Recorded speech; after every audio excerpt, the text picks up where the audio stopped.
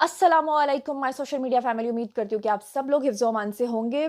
ये जो मेरा आज का वीडियो है, जितने वीडियोस आज तक मैंने परी के ऊपर बनाए, ये सबसे ज़्यादा इम्पोर्टेंट वीडियो है। इस पूरे वीडियो को सुनिएगा। सबसे पहले तो मैं आपको बता दूं कि परी का अब अपने हाथों से लिखा हुआ बयान सामने आ गया है।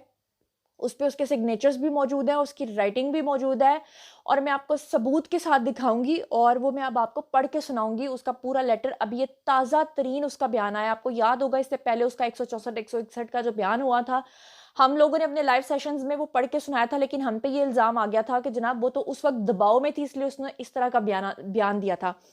लेकिन अब परी जो है वो 3 महीने से शेल्टर होम में है और उसका यही बयान है कि मैंने अपने शौहर के साथ रहना है, लेकिन उसने अपने बाप के बारे में, अपनी वालदा के बारे में, अपने घर में रहने वाले कज़न के बारे में बहुत सारे इंकशाफात किए हैं। जो हैंड रिटन उसका लेटर है वो यहाँ स्क्रीन के ऊपर आपको शो हो रहा होगा, आप उसे देखते जाएँ, उसके स्क्रीनशॉट्स ले लें और आप उसको जो है ना खुद से रीड करें, ज़ूम कर के चाहे आप उसको रीड करें। मैं यहाँ से वो लेटर मेरे हाथ में इस वक़्त मौजूद है, उसकी एक कॉपी मेरे पास मौजूद है और मैं वो पढ़ के आपको सुनाती हूँ। लेकिन सबसे पहले मैं आपको 2 बातें बता दूँ इस लेटर को पढ़ने से पहले, क्योंकि मुझे पता है कि झूठे यूट्यूबर्स इसको झुठलाएँगे, इसलिए मैं आपको 2 सबूत पहले ही बता दूँ। सबसे पहले कि ये लेटर कहाँ से मैंने लिया है, ये लेटर परी का मुआयना करने वाली डॉक्टर ने खुद अपने फ़ैन पेज पर लगाया है और वहाँ से मैंने लिया है। डॉक्टर फातिमा रियाज़। अब कुछ लोग यहाँ पर ये कहेंगे कि वो तो मुअत्तल हो गई हैं या उनकी तो अब जो रिपोर्ट है उसको नहीं माना जाएगा, तो मैं भी ये कहती हूँ कि और अच्छी बात है। अगर उनकी रिपोर्ट को नहीं माना जा रहा या उनके बयान को कंट्रोवर्शियल लिया जा रहा है तो ठीक है। अगर कहा जा रहा है कि जी उनकी ज़हनी हालत ठीक नहीं है, तो ये उन लोगों के लिए जवाब है कि जो डॉक्टर फातिमा रियाज़ को मुतनाज़ बना रहे हैं या उनकी दिमागी सेहत के ऊपर सवाल उठा रहे हैं। तो जो दूसरे डॉक्टर हैं उज़्मा अली, वो डॉक्टर जो हैं, उनकी रिपोर्ट और फातिमा रियाज़ की रिपोर्ट बिल्कुल सेम टू सेम है, कोई भी फ़र्क नहीं है। और अब एक तीसरी डॉक्टर भी आएँगी और वो भी आकर परी का को एग्ज़ामिन करेंगी और वो भी अपनी फाइंडिंग्स देंगी, तो ये और भी अच्छी बात हो जाएगी कि 3-3 डॉक्टर्स की रिपोर्ट जो है वो टैली हो जाएगी। ऐसी सूरत-ए-हाल में मैं आपको बता दूँ कि डॉक्टर जो होती है वो हमेशा एग्ज़ामिन करने के बाद जो भी लड़का-लड़की जो भी होता है, जो भी सामने क्लाइंट होता है या पेशेंट होता है, उसकी स्टेटमेंट को रिकॉर्ड ज़रूर करता है। अगर रिकॉर्ड ना करे तो फिर उसका रिटन बयान लेता है। आपको याद होगा मैंने बहुत अरसा पहले आपको बताया था कि परी जो है वो उर्दू और अंग्रेज़ी लिखना नहीं जानती, क्योंकि वो स्कूल बहुत कम जाती थी, इसलिए वो रोमन में लिखती है। रोमन मतलब जो हम मोबाइल में मैसेजेस करते हैं, वो उन रोमन लैंग्वेज में वो लिखती है। इसलिए लेटर आपके सामने आ चुका है। ये डॉक्टर फातिमा ने खुद पोस्ट किया था और ये मैं अब आपको उसका ताज़ा तरीन बयान जो है, जो कि किस डेट पे है, आप लोग देख सकते हैं 19/10/2022 को दोपहर 2:02 पर उसने ये बयान जो है वो लिखा है। चलिए मैं अब आपको पढ़ के सुनाती हूँ। परी का नाम तो मैं नहीं ले सकती, कोर्ट के ऑर्डर्स हैं, इसलिए मैं पढ़ती हूँ कि ऊपर लिखा हुआ है कि मैं परी, यानी समझ जाइए, मैं परी ज़हीर अहमद की बीवी। उसकी पहली लाइन और पहला लफ्ज़ नोट कर लीजिए। मैं परी ज़हीर अहमद की बीवी जब अपने पेरेंट्स के पास घर में थी, वो मुझे फ़ोर्स कर रहे थे बहुत कि मैं अपने कज़न से शादी करूँ। वही कज़न जिसके बारे में मैंने आपको बताया था, ज़ैनुल आबिदीन। अच्छा, आपने नोट करना है कि इसमें मार और मारने का लफ्ज़ जो है वो कितनी मर्तबा इस्तेमाल हुआ है। टोटल इसमें जो मारने का लफ्ज़ है वो 10 बार इस्तेमाल हुआ है। टोटल 10 बार उसने मरने और मारने का ज़िक्र किया है। चलिए मैं पढ़ के आपको सुनाती हूँ। वो कहती है कि मैं परी ज़हीर अहमद की बीवी जब अपने पेरेंट्स के पास घर में थी, वो मुझे फ़ोर्स कर रहे थे कि मैं अपने कज़न से शादी कर लूँ और मेरे पेरेंट्स ने घर में भी उसे रखा हुआ था। किसे? कज़न को। फिर वो आगे कहती है कि मेरे पेरेंट्स मुझे बहुत मारते थे। मार का पहला लफ्ज़ उसने यहाँ पे यूज़ किया है। फिर वो कहती है कि वो ज़बरदस्ती मुझे मनाते थे कि मैं अपने कज़न से शादी कर लूँ। फिर उसके बाद वो कहती है मैंने उनको ज़हीर के बारे में बताया कि मैं उसे पसंद करती हूँ और उससे शादी करना चाहती हूँ। आप एक दफ़ा उससे मिल लें, बात कर लें, मगर उन्होंने मेरी बात नहीं मानी और मुझे बहुत मारा। यहाँ पे मारा का लफ्ज़ दूसरी बार यूज़ हुआ है। फिर वो कहती है कि उन्होंने मुझे बहुत मारा और कहा कि हम तुम्हारी मर्ज़ी से शादी नहीं करेंगे, जहाँ हम चाहेंगे वहाँ ही तुम्हारी शादी होगी। उसके बाद फिर वो कहती है कि मैंने उसके बाद भी बहुत कोशिश की उनको मनाने की कि मेरी शादी ज़हीर से करवाएँ, मैं इस कज़न से शादी नहीं करूँगी। अब ये उन लोगों के मुँह पे ज़न्नाटेदार थप्पड़ है जो ये कहते थे कि हमने जब ज़ैनुल आबिदीन उसके कज़न के बारे में बताया था तो लोग ये कहते थे कि जनाब ये ज़ुनैरा माहम ने इंटरनेट से कोई तस्वीर उठा के लगा दी होगी। और फिर जब हमने परी के वालिद के साथ उस आदमी की तस्वीरें लगाई तो फिर इनके मुंह पे एक जन्नाटेदार थप्पड़ पड़ा और फिर इन्होंने आए बाएं शाएं करना शुरू कर दी। और यहाँ पर आप देख सकते हैं कि उसका हाथों से लिखा हुआ बयान है जिसमें वो कह रही है कि मैंने बार बार मार खाई और बार बार अपने पेरेंट्स को मनाने की कोशिश की। उसके बाद वो कहती है कि उन्होंने मुझे बहुत मारा और कहा कि हम तुम्हारी मर्ज़ी से शादी नहीं करेंगे, जहाँ हम चाहेंगे वहाँ ही तुम्हारी शादी होगी। मैंने उसके बाद भी बहुत कोशिश की उनको मनाने की कि मेरी शादी ज़हीर से करवाएं, मैं इस कज़न से शादी नहीं करूँगी। आप लोग ज़मीन के लालच में मेरी शादी कज़न से कर रहे हैं, लेकिन वो नहीं माने और आगे तीसरी मर्तबा वो लफ्ज़ यूज़ करती है, फिर मुझे बहुत मारा। ये एक एक वो लफ्ज़ है जो परी ने मुझे बताया था, वकील को बताया था, हमें हज़ार बार बताया था, हम बताते थे, हमें कंट्रोवर्शियल कर देते थे, हमें झूठा कह देते थे। अब वो देखें कि उसके हाथों से लिखा हुआ बयान है जिसमें वो खुद कह रही है कि ज़मीन के लालच में मेरे वालिद ने मेरे कज़न के साथ मेरी ज़बरदस्ती शादी करवाने की कोशिश की। तीसरी बार मारा का लफ्ज़ इस्तेमाल करते हुए वो कहती है कि मुझे बहुत मारा और वो मेरा कज़न, मेरे ताया का बेटा घर में मुझे तंग करता था, वो मुझे रोज़ छेड़ता था। आपको याद होगा मैंने आपको बताया था कि परी ने बताया था कि ये शख्स जो है ज़ैनुल आबिदीन, ये उसके साथ नाज़ेबा हरकत किया करता था। यहाँ पे वो अपने हाथों से लिख रही है, जिसे आप यहाँ पर पढ़ सकते हैं, खुद स्क्रीनशॉट लेके इसको पढ़िएगा। वो कहती है कि मेरा कज़न ताया का बेटा घर में मुझे तंग करता था, रोज़ मुझे छेड़ता था, मेरे बाबा के सामने वो मेरे बाल खींचता था, जो कि मुझे बहुत बुरा लगता था। मैंने जिस वक़्त वो कहती है कि जिस वक़्त वो मेरे बाल खींचता था, मैं अपने बाबा को देखती थी। यानी कि एक लड़का जो उसको सरेआम छेड़ रहा है उसके घर में, और वो अपने बाप की तरफ देखती थी कि देखो तुम्हारे सामने ये सारी ज़लालत हो रही है, ये है उसका मतलब। फिर आगे वो कहती है कि जब मैं बाबा को देखती थी, जब वो मेरे बाल खींचता था, तो बाबा आगे से कहते थे और बोलते थे, कोई बात नहीं। लेकिन मुझे जो उसने बात बताई थी, वो ये बताई थी कि मैंने अपनी वालिदा को भी बताया, वालिद को भी बताया, लेकिन वो आगे से हँसते थे और कहते थे, कोई बात नहीं। फिर उसके बाद वो कहती है, मुझे बहुत बुरा लगता था, रोज़ ऐसे ही होता था, रोज़ ऐसे ही होता रहा। मैंने रो-रो कर, हाथ जोड़कर मामा बाबा से कहा कि मेरे साथ ऐसा ना करें। फिर आगे वो कहती है कि मैंने अपने बाबा से कहा, ताया ज़मीन नहीं दे रहे तो इसमें मेरा क्या कसूर है? ताया के साथ इनका जायदाद का एक प्लॉट का कॉन्फ्लिक्ट था। वो कहती है कि मैंने अपने वालिद से कहा कि अगर ताया तुम्हें ज़मीन नहीं दे रहा तो इसमें मेरा क्या कसूर है? मेरे साथ ज़बरदस्ती क्यों करवा रहे हो? उसके बाद वो कहती है कि आप लोग उनके, यानी ये परी अपने वालिद को कहती है कि मैंने उनसे कहा कि आप लोग उनके बेटे से बड़ी उम्र के लड़के से ज़बरदस्ती पैसों के चक्कर में मेरे साथ ज़बरदस्ती कर रहे हैं, मगर वो नहीं माने और मुझे बहुत मारा। चौथी मर्तबा यहाँ पर उसने फिर से मारा का लफ्ज़ यूज़ किया है कि मुझे बहुत मारा। उसके बाद वो कहती है, फिर एक दिन मैं खुद अपनी मर्ज़ी से घर से निकल गई। घर में अपने पेरेंट्स घर में अपने पेरेंट्स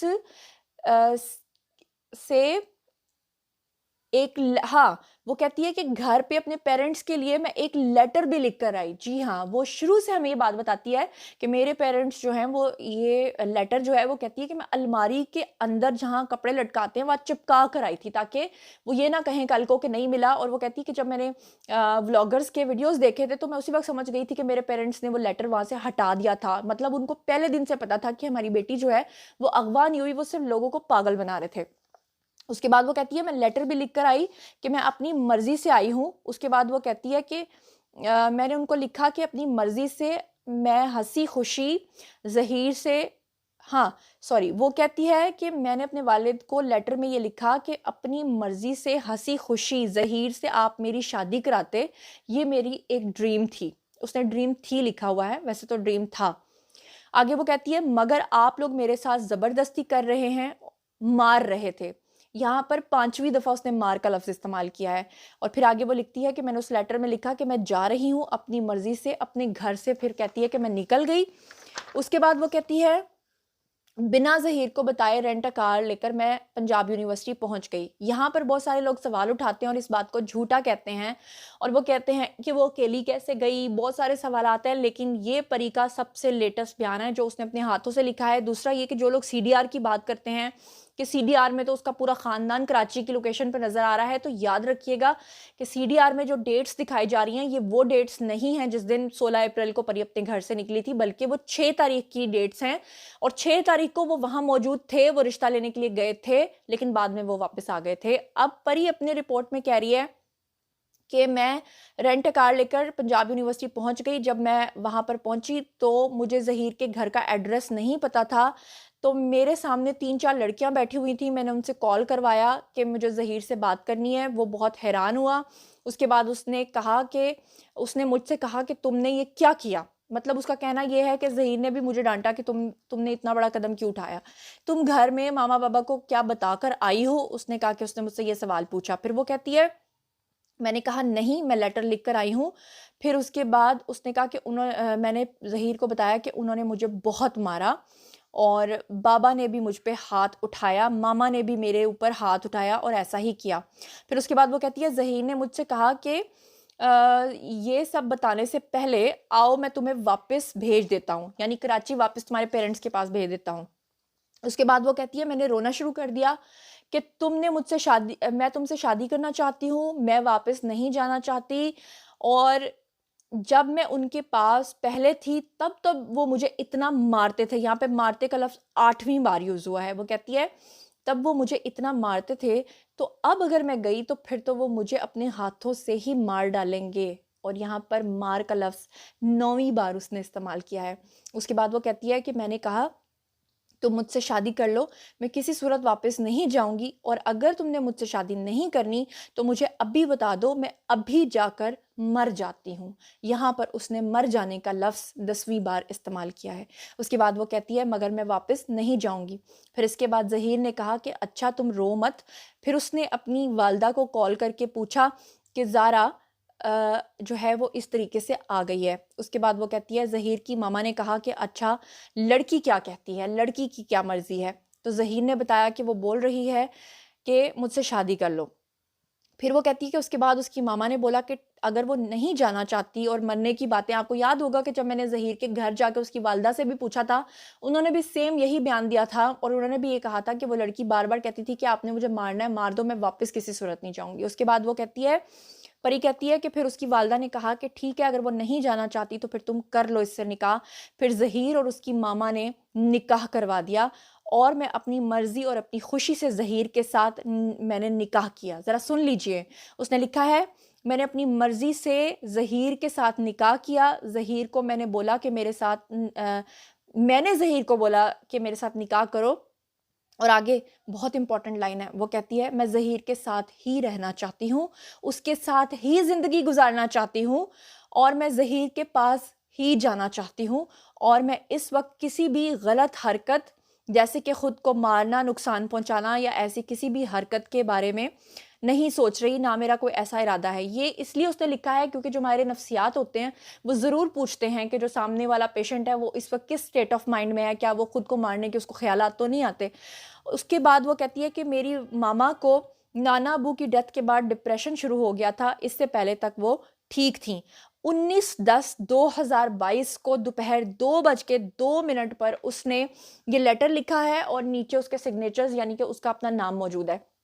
यहाँ पर मैं एक और बड़ी इंपॉर्टेंट बात करने जा रही हूँ कि बहुत सारे यूट्यूबर्स ने इस लेटर के मंजर आम पर आने के बाद आपसे एक और झूठ बोलना है और उन्होंने आपको ये कहना है कि ज़ारा से ज़बरदस्ती डॉक्टर ने सिग्नेचर्स करवा लिए हुए थे और डॉक्टर ने खुद लिख लिया, जबकि आपको अच्छे तरीके से पता है ये बात आपको मैंने आज से नहीं बताई हुई। ये बात मैंने आपको 6 महीने पहले से बताई है कि वो लड़की स्कूल नहीं जाती थी, उसको उर्दू और अंग्रेज़ी लिखना नहीं आती और ये इसका मुंह बोलता सबूत है कि उसने रोमन में लिखा है।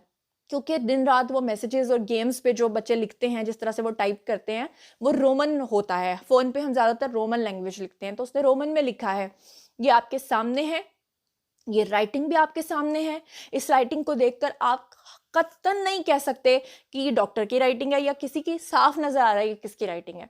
अच्छा, अगर फिर भी किसी को एतराज़ है तो मेरा ये सबसे रिक्वेस्ट है कि जो दूसरी डॉक्टर हैं वो भी लड़की का बयान लें, और अब जो नई डॉक्टर आने वाली हैं वो भी लड़की का रिटर्न बयान लें, क्योंकि हमें पहले दिन से यकीन था, यकीन है, और अब इस लेटर को दोबारा से पढ़ने के बाद मेरी आंखों में आंसू तो आए हैं, लेकिन मुझे इस बात का 100% यकीन हो गया है कि लड़की किसी सूरत अपनी बात से फिरने वाली नहीं है।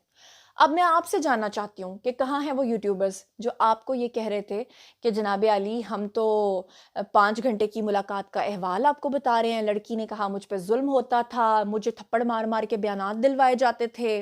कहाँ हैं वो झूठे यूट्यूबर्स जो आपको कहते थे कि लड़की ने अपने वालिदैन को कहा कि आप मेरे लिए सलांटी क्यों नहीं लेकर आए, मेरे लिए कपड़े क्यों नहीं लेकर आए, और अपने शोहर को उसने ये सब कुछ नहीं कहा, और उसने कहा कि मुझ पर बड़ा जुल्म व तशद्दुद होता था।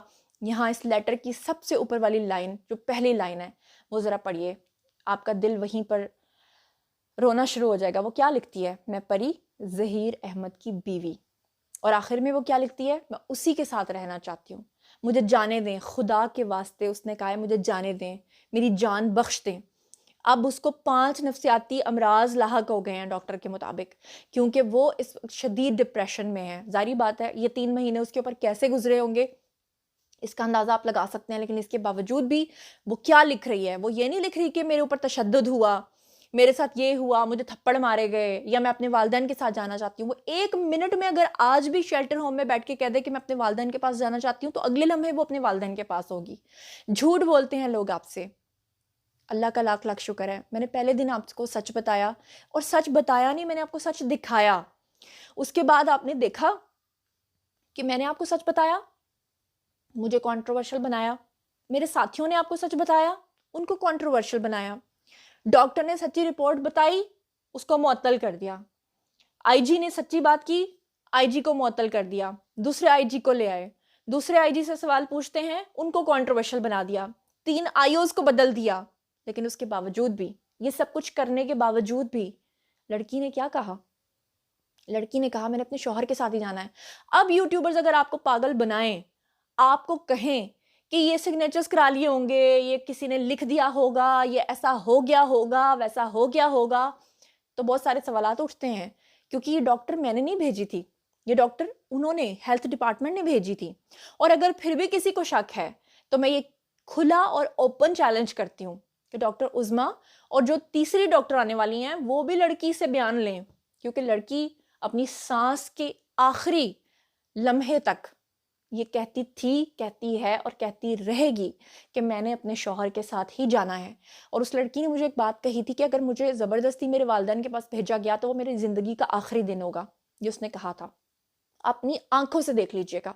और अब ये लेटर आपके सामने सबूत के तौर पे मौजूद है, खुद पढ़िए, खुद इसकी अपनी आंखें खोलिए, और अगर इसके बाद भी आपकी आंखें नहीं खुलती, फिर आपकी आंखें कोई नहीं खोल सकता। फिर तो कुरान पाक में भी लिखा हुआ है कि जिनके दिलों पे मोहरें लग जाती हैं उन्हें कुछ नहीं कहा जा सकता। मेरा काम था सच आप तक पहुंचाना, मैंने आप तक पहुंचाया नहीं, आपको दिखा भी दिया सबूत के साथ। अपना बहुत ख्याल रखिएगा। अल्लाह ने के बाद।